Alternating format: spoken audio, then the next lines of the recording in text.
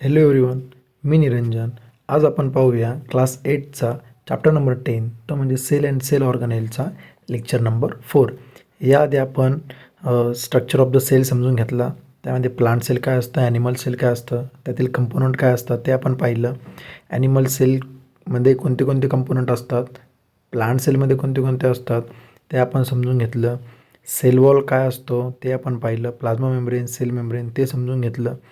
त्यानंतर एंडोसायटोसिस काय, एक्झोसायटोसिस काय, डिफ्युजन, ऑस्मॉसिस हे आपण सर्व लास्ट लेक्चरला समजून घेतलं. लेक्चर नंबर 1, 2, 3मध्ये आयसोटोनिक सोल्युशन, हायपोटोनिक, हायपरटोनिक हे पण आपण त्यात पाहिलं.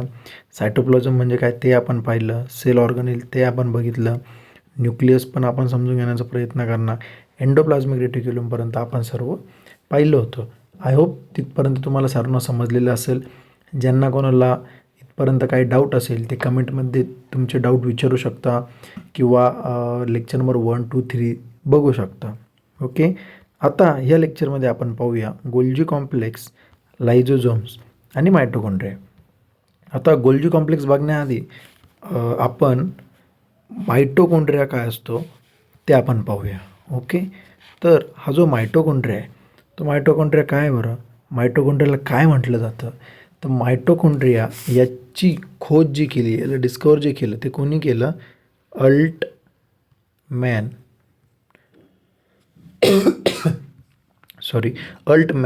या सायंटिस्टनी मायटोकॉन्ड्रिया शोधला. ओके, तर मायटोकॉन्ड्रियाला अजून काय म्हटलं जातं बरं, तर मायटोकॉन्ड्रियाला power house of the cell म्हटलं जातं. फॉर एक्झाम्पल आपण बघितलं की रायबोझोम्सला काय म्हटलं जातं, प्रोटीन फॅक्टरी.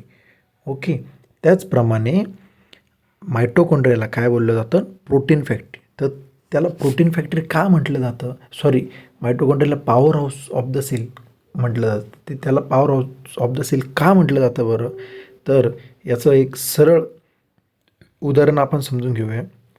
आपण आपलं आपल्या शरीरामध्ये वेगवेगळ्या प्रकारचे सेल असतात, बरोबर. ह्या सेलमध्ये हा मायटोकॉन्ड्रिया नावाचा कंपोनंट आहे, हा आपल्याला सापडतो.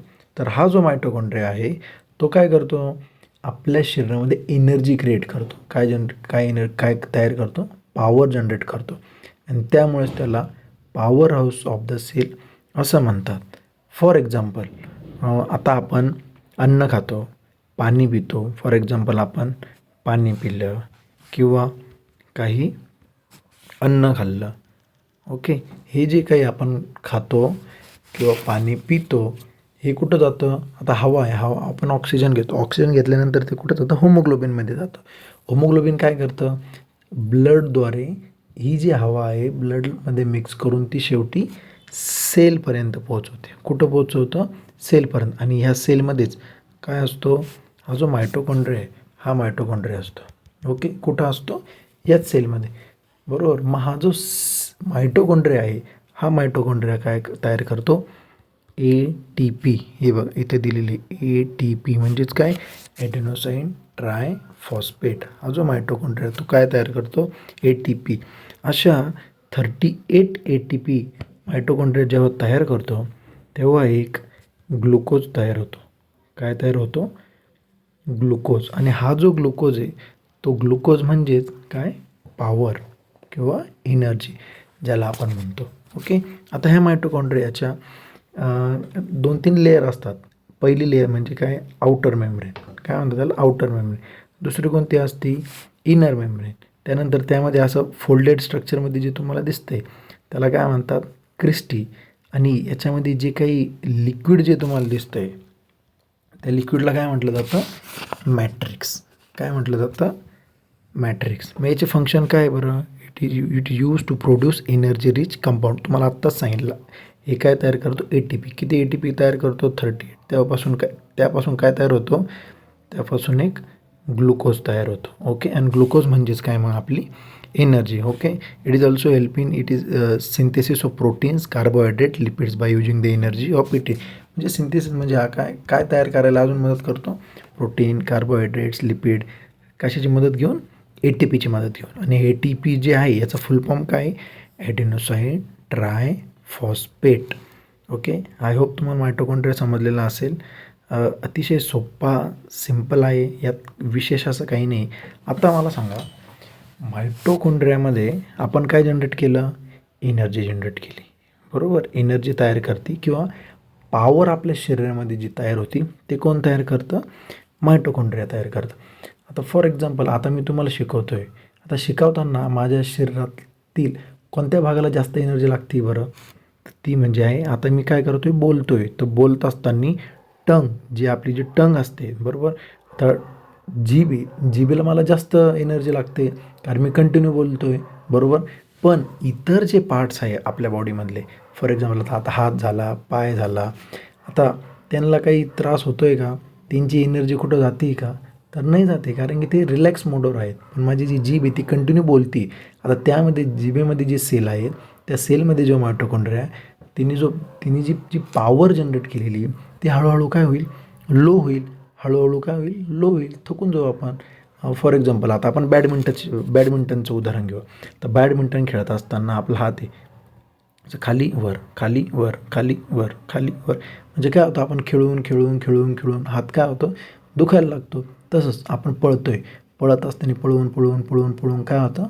पाय दुखत आहे, बरोबर. तुम्हाला जर एखादं काही लिहायला लावलं मी, तुम्ही सारखं लिहिताय लिहिताय लिहिताय, हात काय होईल? दुखायला लागेल. हे दुखायला का लागतं बरं? तिथे जी एनर्जी होती, तिथे जी पॉवर होती, ती हळूहळू काय होते? कमी कमी कमी कमी कमी होत जाते, बरोबर. मग त्या पार्टचीच कमी होते ना.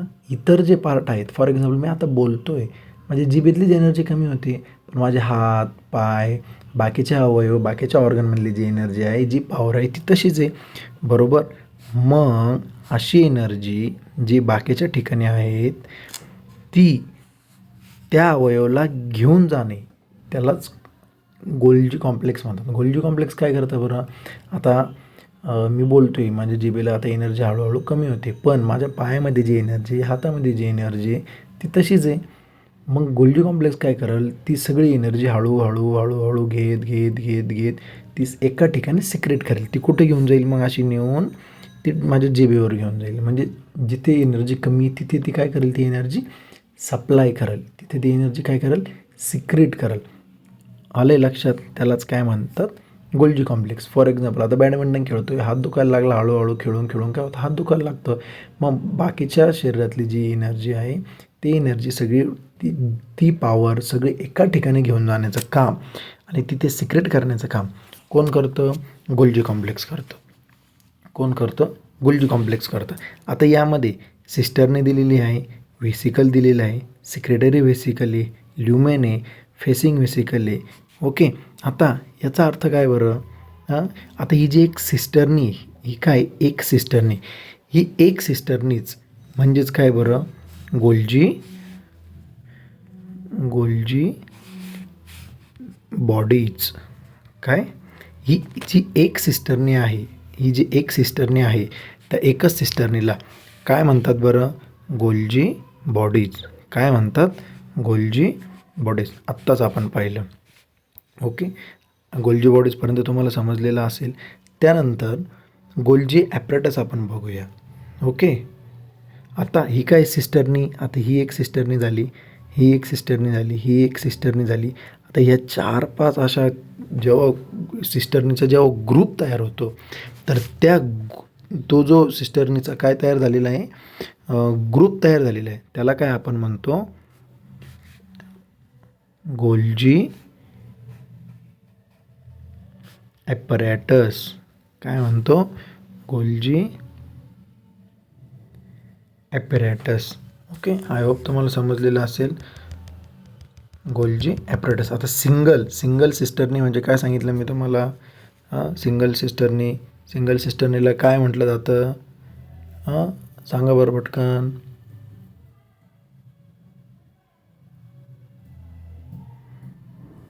आत्ताच सांगितलं ना? Very good. ओके. तर तसंच तसं आपण काय पाहिलं? गोल्जी बॉडीज पाहिलं, गोल्जी ॲपरेटस पाहिलं. तर मग हे गोल्जी कॉम्प्लेक्स काय बरं? गोल्जी कॉम्प्लेक्स काय तयार होतो? Golgi bodies plus Golgi apparatus plus G V is equal to, हे जी व्ही म्हणजे काय? हे काय? व्हेसिकल्स. हे व्हेसिकल्स कोणते?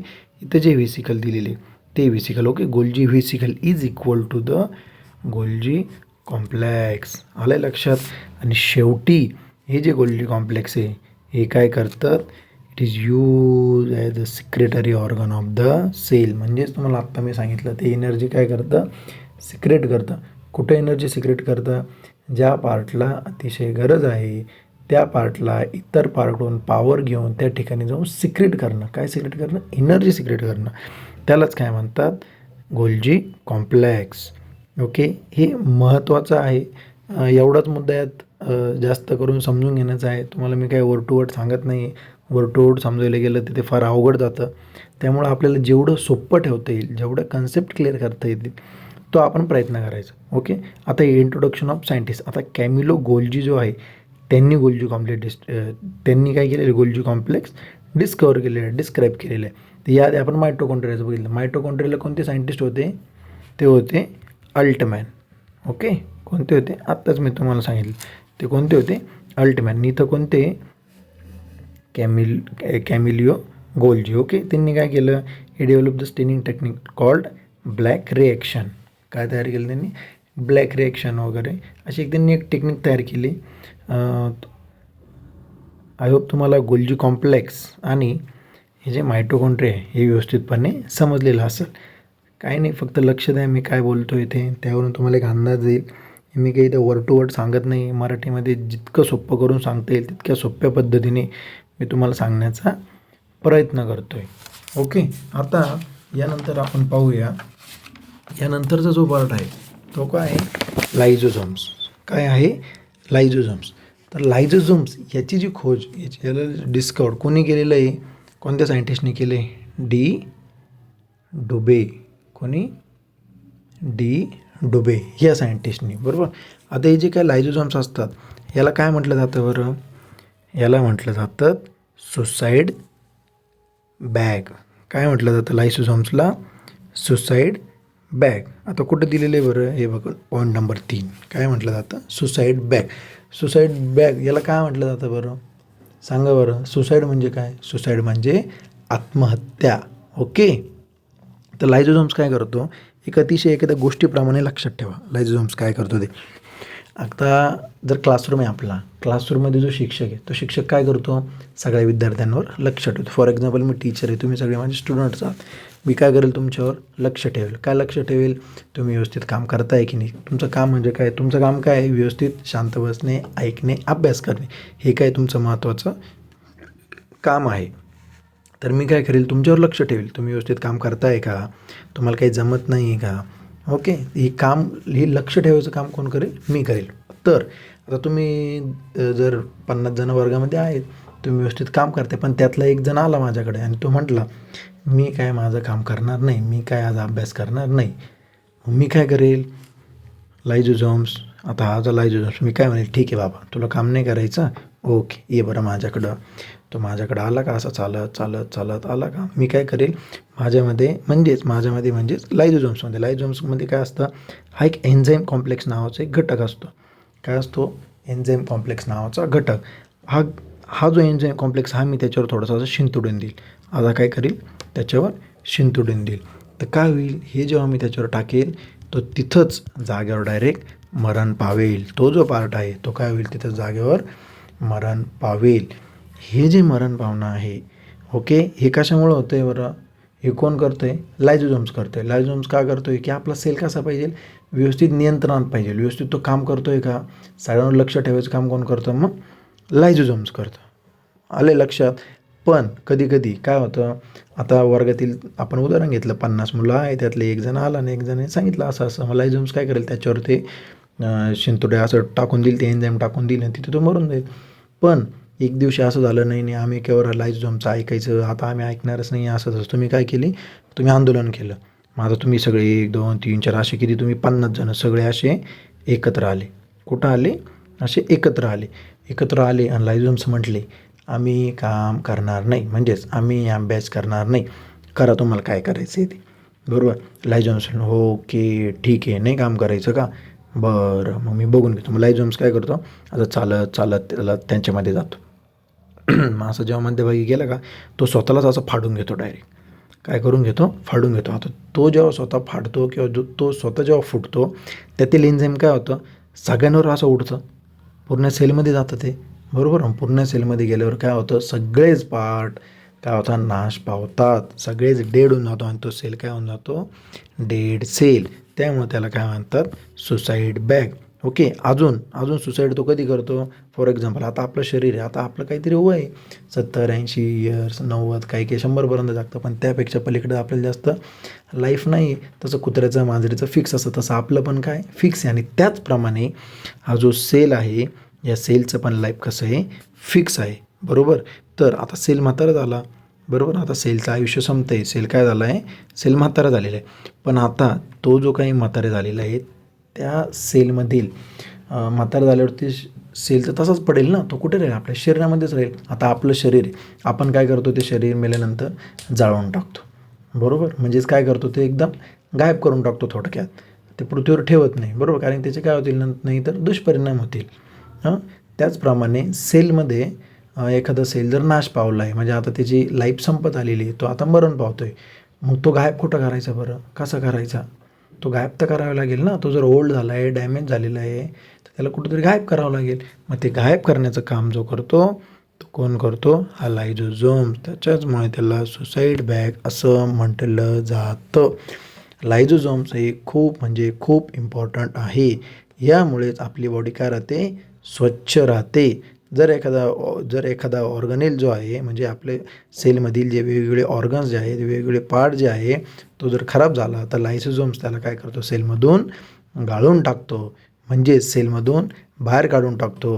आणि त्यामुळेच बाकीचा सेल जो आहे तो जिवंत राहतो. ओके. आता अजून आपण एक एक्झाम्पल समजून घेण्याचा प्रयत्न करू. आता दरवाजा आहे, प्रत्येकाच्या घरी दरवाजा असेल. दरवाजा म्हणजे काय, डोर असेल किंवा काही पण असेल. बघा कधी कधी त्यामध्ये जर आपलं बोट अटकलं, तर बोट अटकल्यानंतर काय होतं बरं, काय होतं, बोट अटकल्यानंतर दरवाजामध्ये असं रक्त काय होतं, असं गोठून जातं पूर्ण, बरोबर. त्या ठिकाणी काय होऊन जातं, पूर्ण असं लाल लाल लाल लाल लाल लाल रक्त गोठून जातं, बरोबर. आता हे जे रक्त गोठलं, आता आपण ठीक आहे थोडंसं पडलो वगैरे, म्हणजे दरवाजामध्ये बोट वगैरे आटला, थोडंसं रक्त गोठलं, मग आपण काय लगेच डॉक्टरकडे जातो का, तर नाही. त्याला काय लगेच मलमपट्टी करतो का, तर नाही. थोडं आपण बघतो 1-2-3 दिवस वाट पाहतो, ते हळूहळू काय होऊन जातं, क्लिअर होऊन जातं. तर ते क्लिअर होतं कोणामुळे, ते होतं कसं काय, सांगा बरं, कसं काय क्लिअर होतं, बरं मीच सांगतो. आता हा काय आहे, फॉर एक्झाम्पल हा आपला बोट आहे, बरोबर. इथं काय झालं आहे, बोटाला इथं काहीतरी जखम झाली. हा मोठा बोट घेऊ आपण, इथं काय झालेली, जखम झाली म्हणजेच काय, ती जी जागा आहे, बरोबर, त्या जागेवर काय झाले, रक्त गोठलं आहे. मग काय होईल, तिथले ते सगळे सेल्स काय झाले, आता डेड सेल झाले, काय झाले, डेड झाले. मग त्याच्या आजूबाजूला तर सेल आहेत ना, इकडं इकडं इकडं इकडं इकडं, बरोबर. हे काय आजूबाजूला सेल, ते सेल असे डोकून बघता इकडं, काहीतरी गडबड झाली. त्यांना कळतं काय, की काहीतरी गडबड होई दया, कुछ तो गडबड होई हे. मग ते काय करतात, त्या सेलमधले जे लायझोझोम्स आहे, कोण, लायझोझोम्स, ते लायझोझोम्स काय करतात, त्यांच्यावर हे जे त्यांचं हिरवं एन्झाईम आहे, ते एन्झाईम असं शिंतोडून टाकतात. काय करतात, शिंतोडून टाकतात. आणि ते जेव्हा असे लायझोझोम शिंतोडून टाकतात, तेव्हा तो जो सेल आहे, तो सेल म्हणजे ही जी जागा, रक्त गोठलेली जी जागा आहे, ती काय होऊन जाते, गळून पडते म्हणजे ती नाहीशी होऊन जाते. त्यामुळे ती काही जी जखम आहे, ती हळूहळू कशी होऊन जाते, बरोबर होऊन जाते. आले लक्षात. त्यामुळे तो जो काही काळा डाग पडलेला होता, तो काळा डाग काय होऊन जातो, नाहीसा होऊन जातो. तो काळा डाग काय होऊन जातो, गायब होऊन जातो. आलं लक्षात. RBC, परंतु हे जे लायझोझोम्स हे सेलमध्ये असतात, पण हे RBCमध्ये प्रेझेंट नसतात, बरोबर. त्यामुळे मग तुम्ही म्हणाल, सर RBCमध्ये म्हणजे रेड ब्लड सेल्समध्ये जर लायझोझोम्स प्रेझेंट नसतो, मग रेड ब्लड सेल जेव्हा डेड होतात, तेव्हा ते कुठं जातात बरं. रेड ब्लडची सायकल जी असते, सायकल म्हणजे त्याचं आयुष्य जे असतं, ते किती असतं, 120 दिवसाच्या आसपास असतं. तर 120 दिवस, मग नंतर ते जातं कुठं, बाकीचे सेल तर काय, लायझोझोम्स त्याला काय करतो, गाळून टाकतो. पण मग RBCमध्ये तर लायझोझोम्स प्रेझेंटच नसतो. मग ते कुठं जातात बरं, तर ते जातात स्प्लीनमध्ये. कुठे जातात, स्प्लीन. ओके, एक मिनिट. कुठे जातात? स्प्लीनमध्ये. ओके. आणि ह्या स्प्लीनला सुसाईड बॅग म्हटलं जातं. कोणाचं सुसाईड बॅग म्हटलं जातं? RBCs. ओके. ह्या जे RBC आहे म्हणजे रेड ब्लड सेल यांचं जे सुसाईड बॅग आहे ते कोण आहे? स्प्लीन. आलं लक्षात. आणि बाकीच्या सेलचं जे सुसाईड बॅग आहे ते कोण आहे? लायझोझोम्स. आय होप तुम्हाला अतिशय सोपा सुंदर टॉपिक समजत असेल. लेक्चर नंबर 4 आहे. मी एक छोटासा प्रयत्न करतो आहे की तुम्हाला घर बसल्या काहीतरी यावं. या प्रयत्नाला तुम्ही मला नक्कीच साथ द्याल अशी मी आशा करतो. लेक्चर जर चांगला वाटत असेल तर लाईक करा, सबस्क्राईब करा, शेअर करा. काही डाऊट असतील तर कमेंटमध्ये विचारा. ओके. ठीक आहे. भेटूया नेक्स्ट सेशनला. थँक्यू.